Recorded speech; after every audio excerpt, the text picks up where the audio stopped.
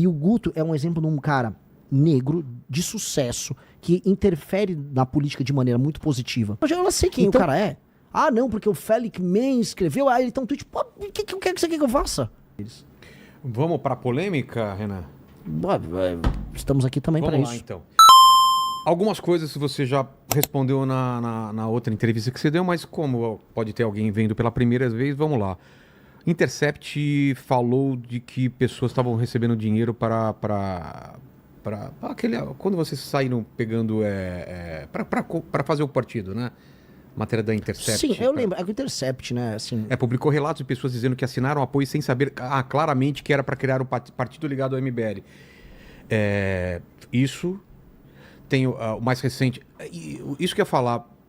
Os personagens do Missão, do MBL, quando estão envolvidos em algum escândalo, alguma coisa que gera em redes sociais algum tipo de ódio ou de alguma coisa, reverberam bem mais do que nos outros partidos. Por quê? Porque eles têm uma personalidade muito forte. Porque eu vou citar... Porque as pessoas esperam mais da gente.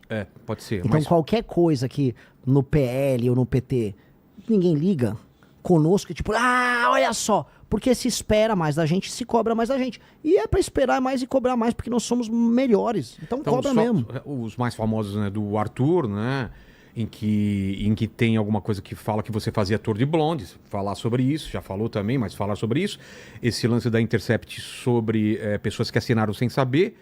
E que eu levantei também, o Metrópolis procurou, eu nem sabia desse perfil Phallic Man, que é um influenciador neonazista, qual é a ligação dele com missão, ou se vocês exaltam ele. Então, coloca tudo no meu balaio. E a última coisa do Guto Zacarias, que sempre falou contra o aborto e teve esses áudios. Cara, vocês têm que se preocupar com esses áudios aí, né?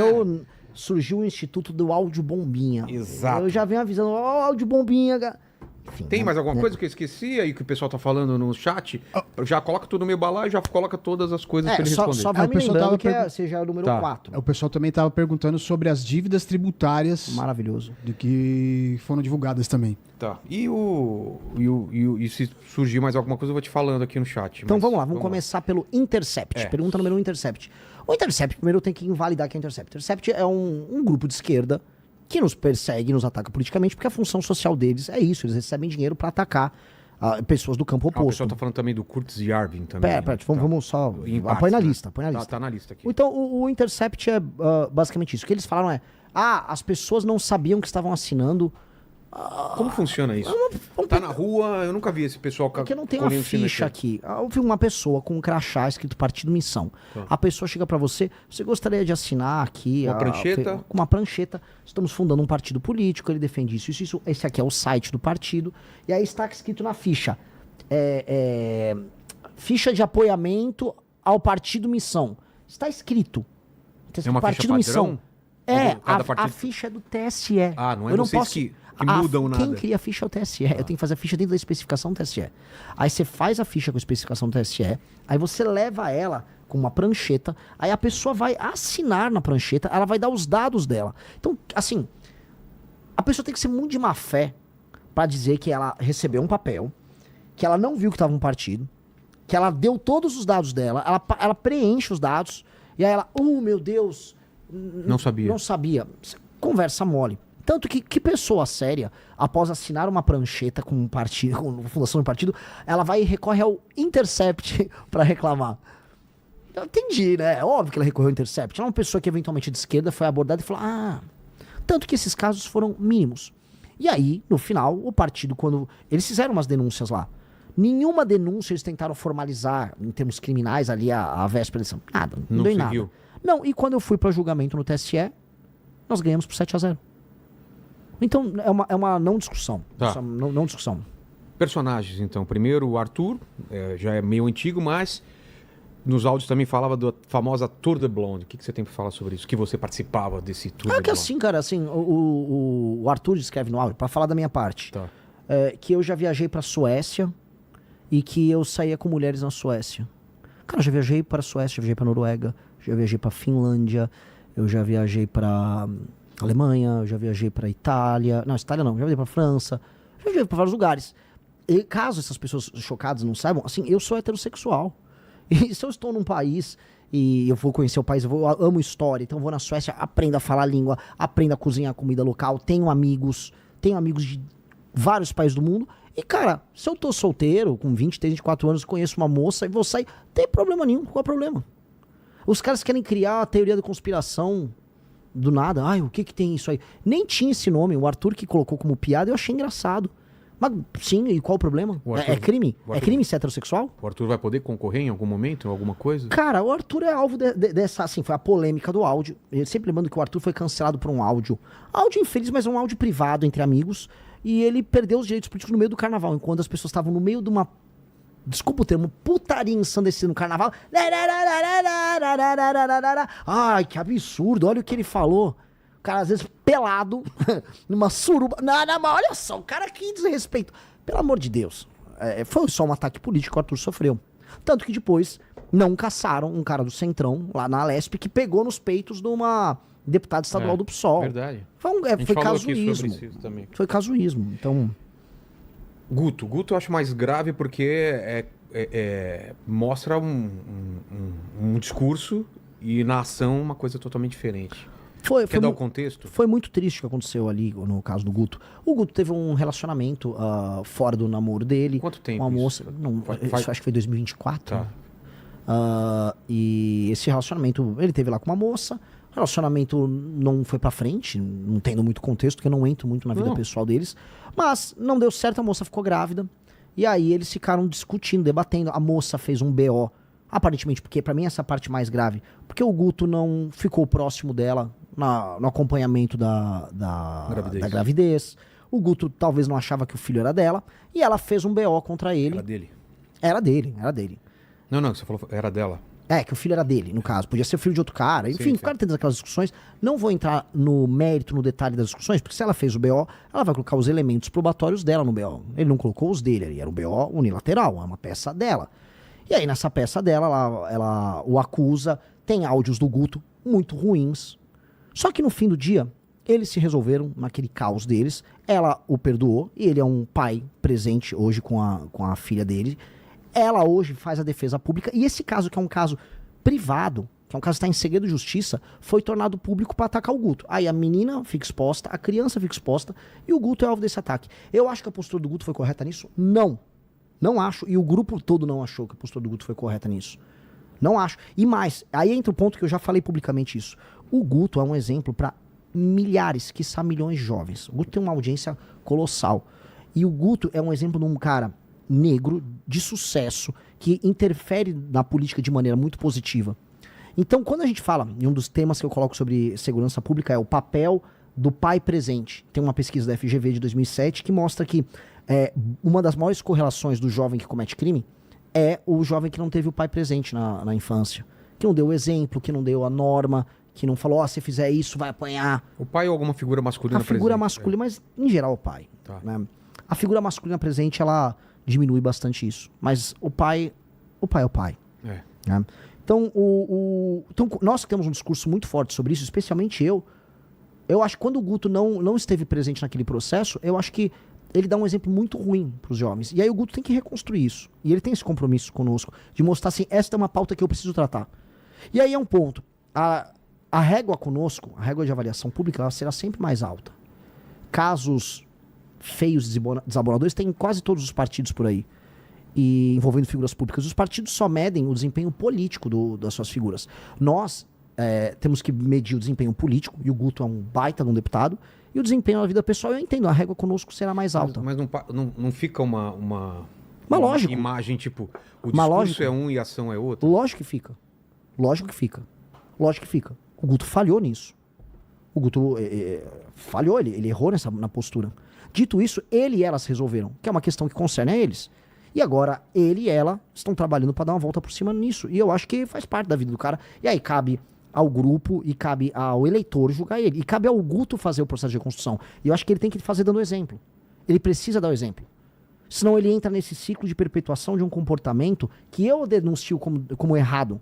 Eu falei isso na CNN. Falando o quê? Que o pai que abandona a criança, esse cara é o maior filho da mãe da história toda.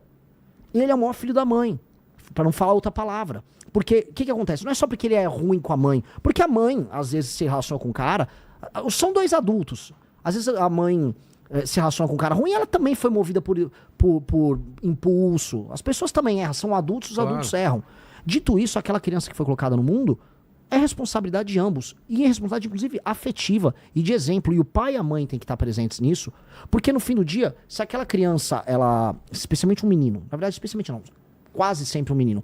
Ela não tem esse acompanhamento, fica carente de exemplos.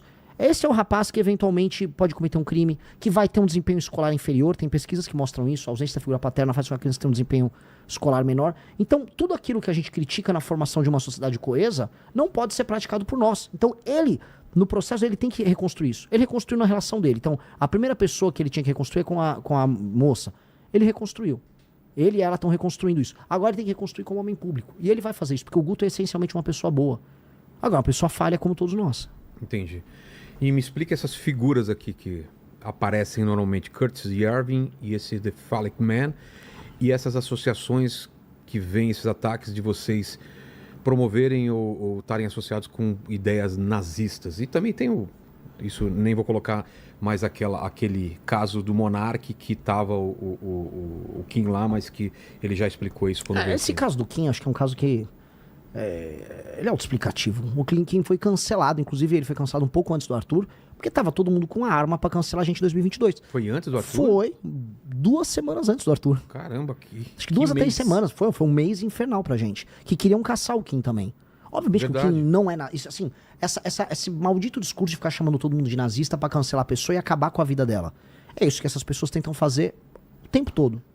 E foi feito com o Kim. O Kim, à época, foi defendido, inclusive, por grande parte da comunidade judaica brasileira. Porque o Kim sempre foi uma pessoa que promoveu políticas que, em grande medida, enfrentavam o antissemitismo no Brasil. Sempre. Que tá crescente, né? Muito crescente. Muito crescente. Aliás, boa parte da discussão sobre antissemitismo no mundo envolve entender que a geração Z de direita e a geração Z de esquerda, no mundo todo, estão cruzando a linha em muitos termos sobre essa questão do antissemitismo. Mesmo, cada um à sua maneira. Tá? E é um momento diferente que está vivendo o mundo e um momento que carrega muito perigo. Tá? Então, esse caso do Kim é um caso, enfim, mais do que sedimentado e não tem relação com nada. Essa história Quem de são essas duas figuras aí? Não, Curtis Yarvin, ele é um autor dos mais importantes da direita americana hoje. É um autor que fala muito sobre novos modelos de governança. Ele fala sobre a crise da democracia. Ele faz uma análise política histórica, lendo autores como Spengler, que é muito interessante. E aí os caras falam, mas ele tem ideias racistas? Que eu saiba não. E se tem, não é problema reportagem meu. do Metrópolis, né? Mas assim, vamos fazer comentários dessa natureza sobre qualquer autor que seja vinculado à direita. Eu não sei, eu não li toda a obra do Curtis Yarvin e nem me interessa ler toda a obra do Curtis Yarvin. Agora, eu conheço a obra do Marx. O Marx era racista. Então, se alguém lê Marx racista por tabela, o Heidegger, que é um dos caras mais lidos na academia brasileira, o Heidegger, ele foi nazista. Então, tá proibido ler o Heidegger? Todo mundo na academia lê o Heidegger. Vamos botar o Foucault. Foucault foi, né, ele flertou com a Revolução Iraniana. Tá proibido ler o Foucault? E esse The Phallic Man, quem que é? Está nessa matéria, da matéria do Metrópolis. É um cara que escreveu um artigo em inglês falando bem, com uma leitura boa do nosso partido. Ah, tá. Aí ele escreveu, eu não sei quem o cara é. Ah, não, porque o Phallic Man escreveu, aí ele tá um tweet, pô, o que você quer que eu faça? Eu não conheço. Se ele escreveu o artigo e ele acertou no que ele estava falando, mandou bem, e eu achei que ele mandou muito bem, o artigo estava bem feito, fez uma leitura bem feita sobre o partido que a gente montou. Agora, se ele tuitou isso ou aquilo, isso é ridículo. É igual assim, uma vez pegaram um comentário ruim, um comentário racista do William Vac. Aí se o William Vac soltar um editorial no programa dele, eu não posso divulgar o William Vac? É que eles não vão falar isso porque o William Vac é jornalista no Brasil. Só que esse jornalista, que é o cara do Metrópolis, Boris, né? o Boris Casoy, o Demetrio Vettioli, ele é um esquerdista. E aí ele queria, na matéria toda, e graças a Deus eu filmei a ligação, ele queria falar que eu era nazista. Ah, você tava num grupo que não sei o quê. Não, você tava no... Não, porque você... Sério, ele queria falar que eu disse que uma pessoa que tinha, vamos dizer, fibra muscular boa pra tração na academia, né? Mas chama RR. Que esse RR era um código de nazismo. O cara é completamente lunático. Tentou caçar alguma ligação. Então, assim, o que eu falei pra ele, que é o que eu falo pras pessoas, aí o Curtis Yarvin. Cara, eu vou ler autores podem ter coisas muito interessantes. Se eu ler Marx, tem coisa interessante em Marx. Engels tem coisa interessante. E, cara, você vai ter declarações sobre temas raciais envolvendo Marx. Entendi. E eu vou deixar. E o Marx perdeu a importância dele. As pessoas que me criticam, elas são, em geral, herdeiras da tradição marxista. Eu vou queimar livros. Então essa conversa não cola. Não cola de maneira alguma. Vou convidar autores, vamos chamar para debates, vamos ouvir o que essas pessoas têm a dizer. Agora, se é uma ideia que não tem nada a ver com a gente, eu não vou promover ela.